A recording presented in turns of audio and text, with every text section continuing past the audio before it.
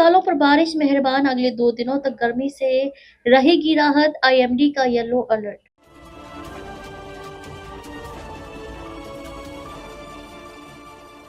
नमस्कार, मैं अंजना और आप देख रहे हैं अमन की शान। आइए एक नजर डालते हैं इस वक्त की बड़ी खबर पर। दिल्ली में शुक्रवार को बादलों की आवाजाही और हल्की वर्षा के कारण पिछले 21 दिनों में सबसे कम अधिकतम तापमान दर्ज किया गया।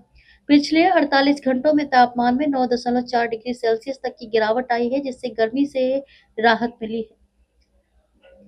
ऑरेंज अलर्ट के बीच शुक्रवार को दिल्ली में बादलों की आवाजाही तो दिन भर चली, लेकिन वर्षा का इंतजार दिन भर होता रहा।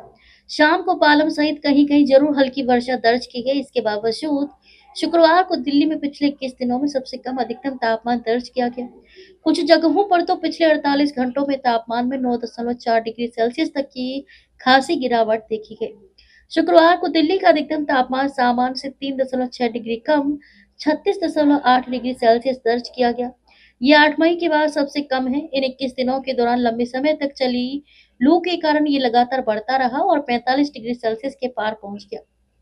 मौसम विभाग के आंकड़ों के अनुसार पिछले 48 घंटों में राष्ट्रीय राजधानी के तापमान में भारी गिरावट आई है। बुधवार को दिल्ली का अधिकतम तापमान 44.3 डिग्री दर्ज हुआ था। शुक्रवार को 7.5 डिग्री की गिरावट के साथ 36.8 डिग्री सेल्सियस हो गया। रिज में तापमान 8.8 डिग्री सेल्सियस की गिरावट दर्ज की गई, जो 45.6 डिग्री सेल्सियस से घटकर 36.8 डिग्री सेल्सियस हो गया। सबसे अधिक गिरावट आयानगर और पालम में दर्ज की गई, जहां अधिकतम तापमान में 9.4 डिग्री सेल्सियस की कमी आई।